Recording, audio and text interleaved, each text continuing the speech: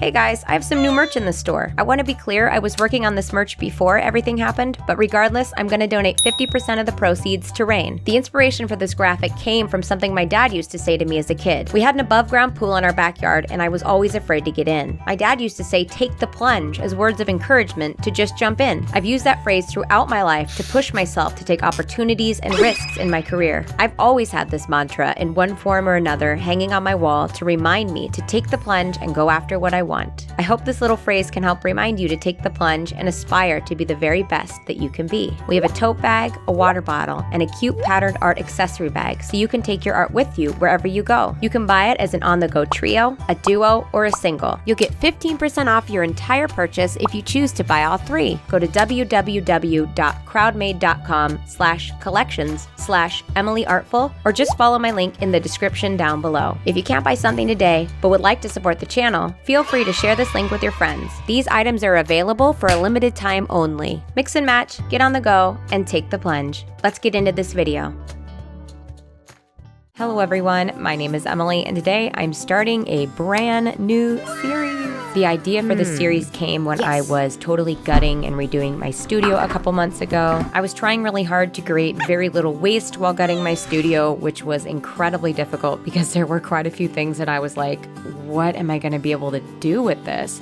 And then this idea for the series kind of floated into my brain like, hey, maybe instead of throwing these things away, I can teach my viewers how to recycle this random shit that I know they have in their house. You know the shit I'm talking about, the shit that you bought and you're like, I am so gonna use this, and then you don't, and then you kind of like just like wedge it in a weird corner in your garage or in your bedroom. And then as you're cleaning, you always kind of like clean around it because you don't want to be reminded that you should have done something with that like a year ago at this point. So that's why I wanted to start this series called Stop, Don't Throw That Away, to help us all learn how to reuse and recycle some of the things we find around our house. In today's episode, we're going to focus on recycling old frames. Now, for most people, this might just be a one and done, right? Like you give it a fresh coat of paint and slap a picture on it, set it on a mantle, and boom, call it recycled. But I like to make things needlessly complicated, so here we are. So you're not even going to need the backing of the frame for this project, so this is something you're going to have to choose to either throw away or recycle in a same-sized frame. All you need is the frame,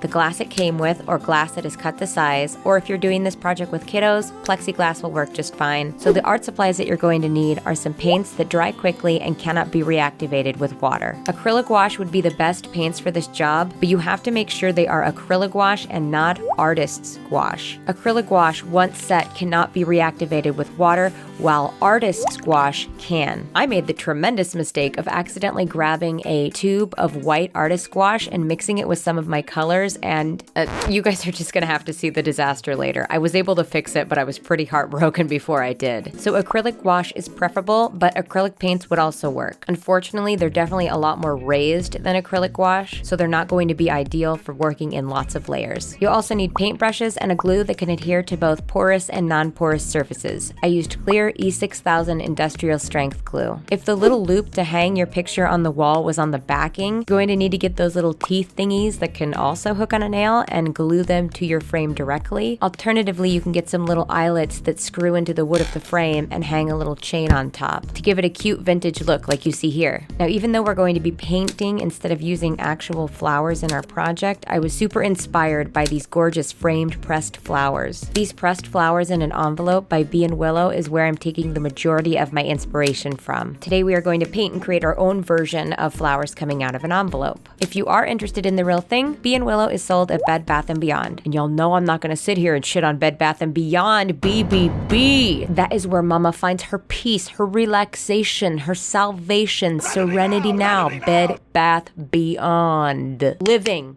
my best life at Bed Bath & Beyond. So you don't have to do this step, but I went ahead and spray painted my frames gold just to give them kind of a metallic vintage look. I then went over to Procreate to start mapping out the sketch and choosing my color palette. It's going to give you a pretty big advantage if you are able to go into a digital art software like Photoshop or Procreate to work out the order in which you are going to lay down your layers. You definitely want to keep in mind that if you have any words or really important symbols on your sketch, so you'll want to flip the sketch upon on printing it out because you're going to be painting on the opposite side of the glass and then turning it over. You could also just omit the symbols and words when you are painting on the back of the glass and choose to paint them on the front of the glass. I think if you're going to do words or symbols that need to be the right way, painting on the front of the glass is the best way to go because our brains don't work in backwards. Well, okay, maybe mine does, but even if you trace the backwards word perfectly, it may still end up looking wonky when you flip the glass over. After you print out your sketch, before you do anything, you want to make sure that you thoroughly clean the glass. If you don't have any glass cleaner or rubbing alcohol on hand, you can always do a mixture that's 1 part water and 1 part vinegar, and that should do the trick. Also, make sure that your own hands are impeccably clean. Any natural oils that are going to be sitting on your fingertips will transfer to that glass as you work. I always have a thing of hand sanitizer nearby. I have always done this, even pre-pandemic, because I'm neurotic, living my best life. So every so often, I would reach up and take a pump of hand sanitizer to make sure that oil was abolished. Like Satan, in Jesus' name I pray. Everything's ungodly, dark-sided. And then I taped the sketch to the glass and got to work. It took me like 45 minutes to an hour to mix my color palette because I am such a messy bitch. Like, here I am, a mother, scolding my toddler for being messy, and then I'm over here like, I'm like, come on, Beanie, don't put ketchup in your yogurt. And I'm over here like, red and blue makes purple. What if I add some green?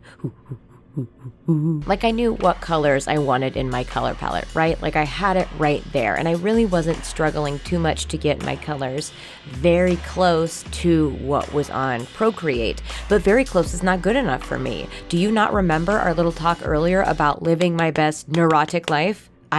I legit think my husband was worried about me. He's like, babe, you know, like, are you gonna come up and help me with dinner? And I'm just like, I have slaved all day over these hellish flames. So those are 45 minutes that I will never get back. Because I was using acrylic gouache, I regularly spritzed the gouache to keep it moist. And then when I went to take a break, I covered my palette in cling wrap, JK, press and seal.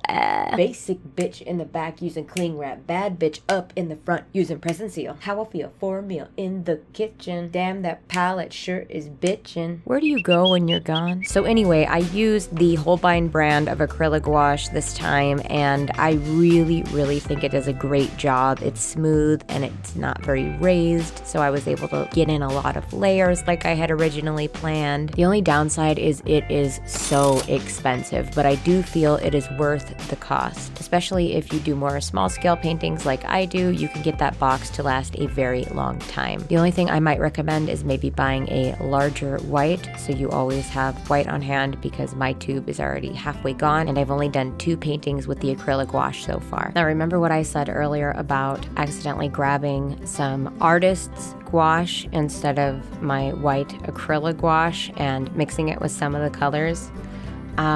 Yeah, I did that, and unfortunately, it made some of the paint that I laid down reactive to water. So when I would put a wash of paint down behind those reactive strokes of paint, then they would start to move. And in the very last step for painting behind the glass, I had to paint a large general wash for the back of the envelope, and it caused some stems to move. At first, I thought there was a dog hair in the paint. I have a German Shepherd, so like, I know dog hair, right? So I just started to try to gently coax the hair up, and then I realized, like, yo, that's a stem. The sheer terror. I was like, oh my God, I work so hard. What? Like, I was, normally you're like so excited to flip it over, but that was not me. I was like, fuck. Bum, bum, Thankfully, I was already planning on adding some details to the front of the glass to give it some dimension, so it was going to be a pretty easy fix. Something I've come to notice with painting on glass is that no matter how much you plan and prepare ahead of time, there is always going to be something that looks a little wonky, a little disproportionate. But the fun thing about painting on glass is when you flip it over, you can add a whole nother level of dimension to your piece. Even if you're just painting on one pane of glass, you can kind of make it seem like there are multiple panes stacked on top of one another. It's all about how you lay down your paints and in what order. In my case, I painstakingly planned what order I was going to lay down my paints on Procreate, but I still ended up making a few mistakes. Things ended up looking a little wonky. So I ended up adding more details in the front of the glass, but it ended up making it look so much cooler in the end. If you guys are enjoying this video so far, it would be super awesome if you could tippy toe over to that like button and give it a little boop,